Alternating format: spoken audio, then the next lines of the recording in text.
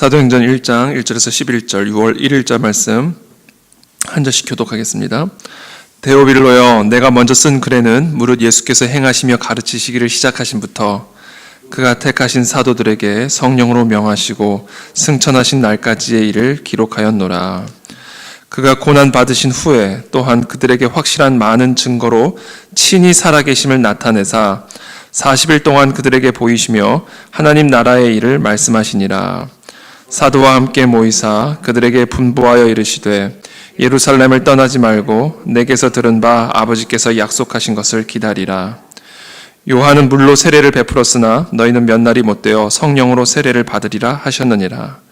그들이 모였을 때에 예수께 여쭈어 이르되 주께서 이스라엘 나라를 회복하심이 이때니이까 하니 이르시되 때와 시기는 아버지께서 자기의 권한에 두셨으니 너희가 알 바 아니요 오직 성령이 너희에게 임하시면 너희가 권능을 받고 예루살렘과 온 유대와 사마리아와 땅끝까지 이르러 내 증인이 되리라 하시니라.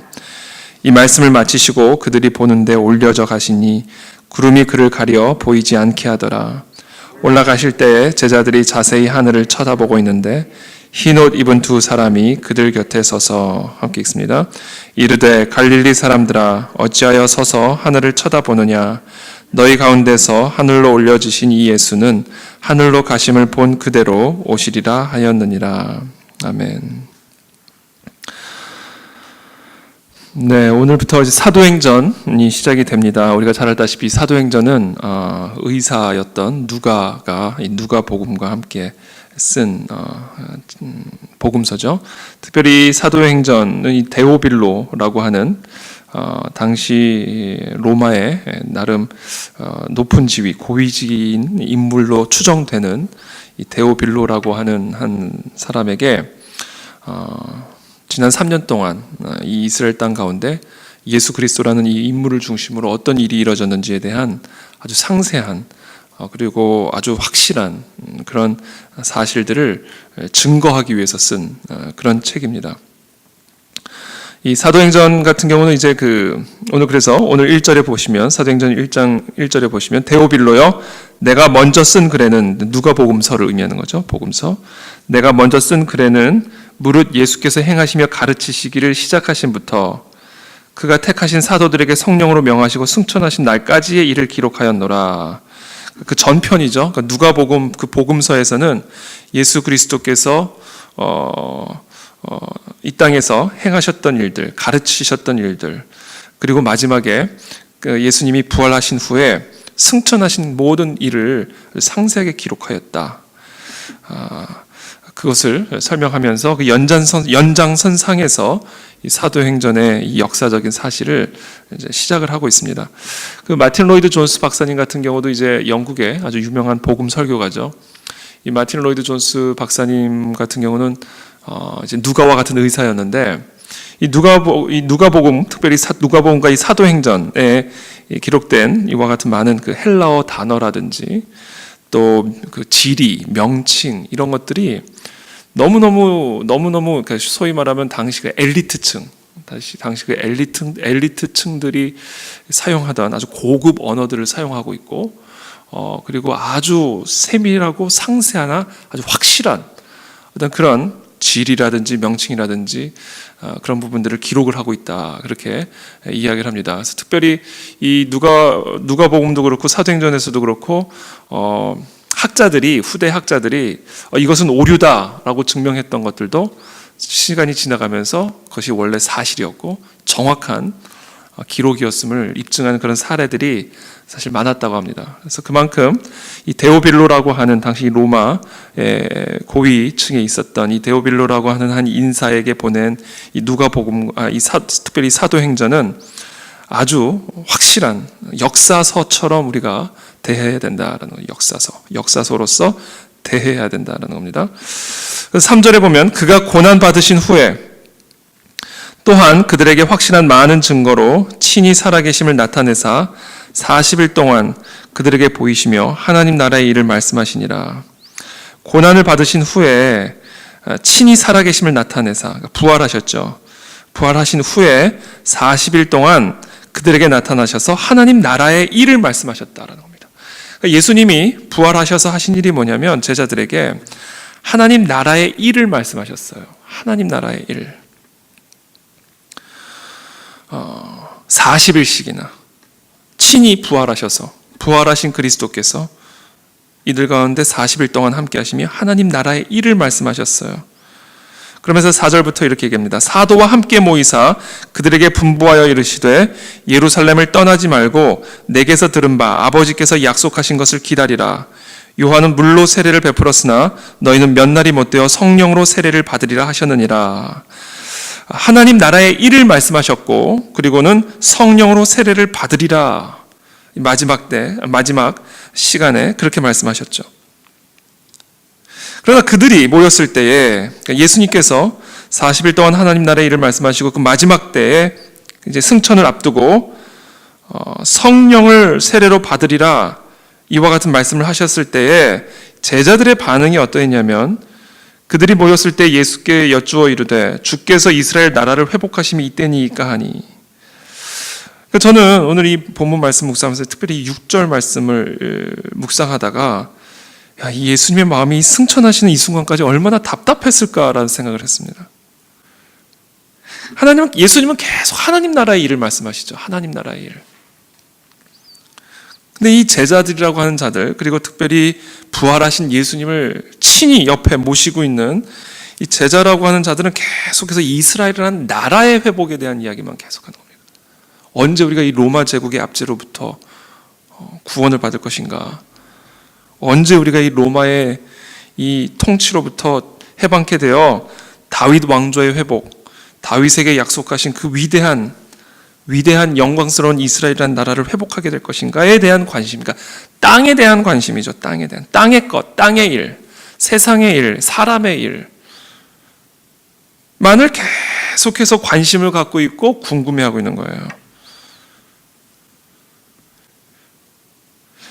이게 참 답답한 부분인 거죠. 예수님은 끊임없이 하나님 나라의 일을 말씀하고 계시는데 사람들은 끊임없이 사람의 일을 이야기합니다.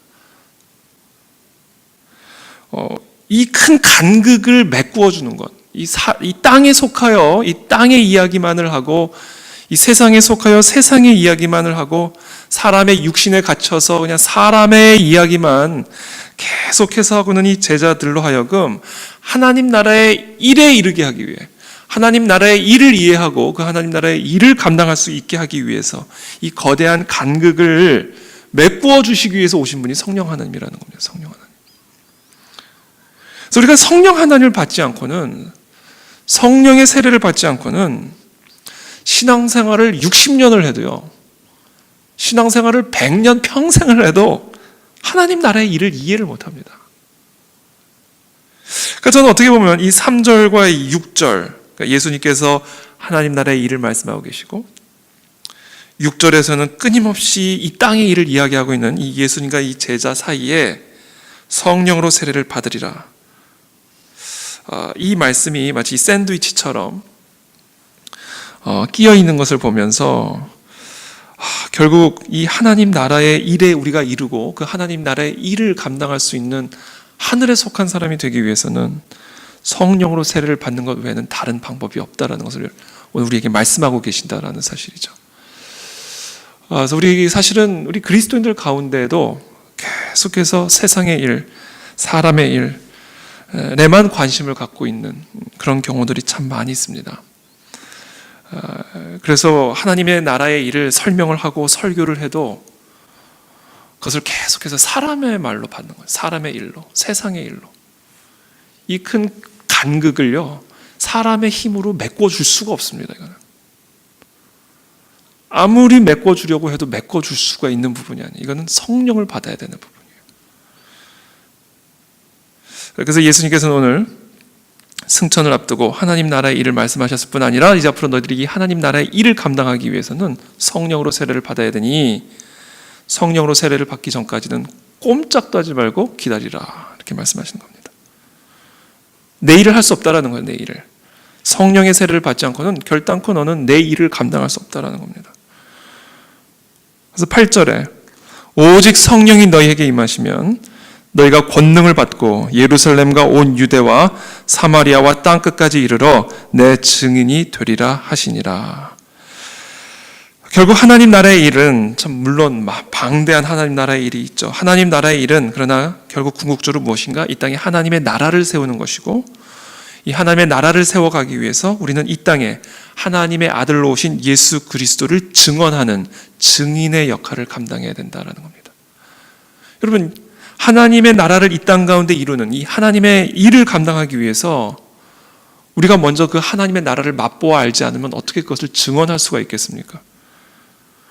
우리가 먼저 하나님의 아들로 오신 그 예수 그리스도로 말미암아 우리가 누리는 하늘의 권세와 능력과 평강을 먼저 맛보아 알지 못한다면 어떻게 우리가 그분을 증언할 수가 있겠어요? 설령 증언한다 해도 그 증언에는 아무런 권세도 없고 힘도 없는 것이죠. 내가 모르는 것을 어떻게 증언합니까? 그래서 예수님께서는 승천하시면서 오직 성령을 받아야 된다. 성령을 너희가 받으면 권능을 받게 될 것이고, 권능을 받아야만 예루살렘과 온 유대와 사마리아와 땅끝까지 이르러 하나님 나라의 일을 증언하고 그 하나님의 나라의 증인이 될 수 있다. 이렇게 말씀하고 계시는 겁니다. 이게 우리에게 주어진 사명이죠.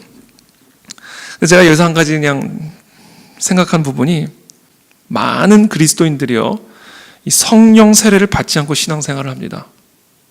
성령을 몰라요. 본인이 성령의 세례를 받았다고 말은 하지만 실제로 성령의 세례를 받았는지 잘 모르겠어요.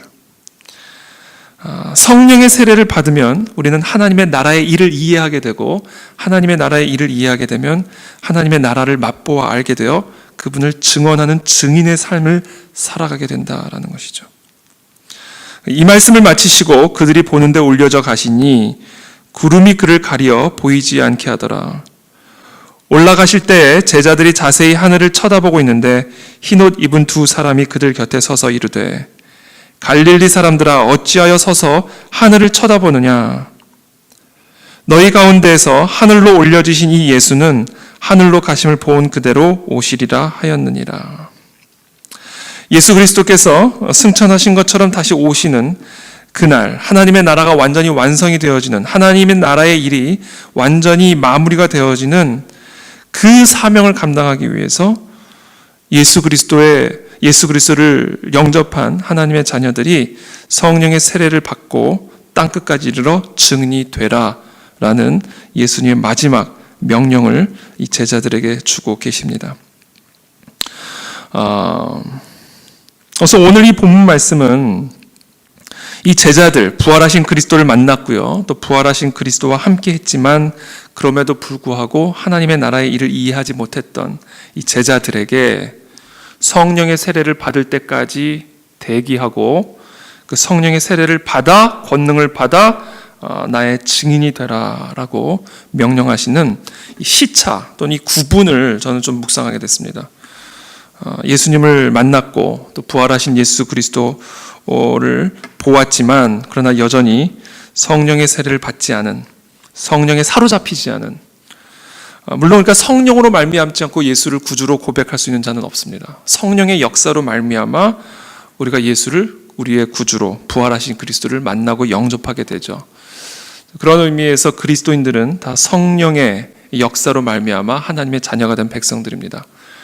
그러나 그럼에도 불구하고 성령의 역사로 말미암아 그리스도를 영접한 하나님의 자녀가 되었다면 이제는 그 성령에 완전히 사로잡힌, 그래서 그 성령의 권능을 받고 날마다 그 성령의 충만함을 누리는 그와 같은 삶으로 나아가야 함을 오늘 이 사도행전 1장은 우리에게 보여주고 있습니다.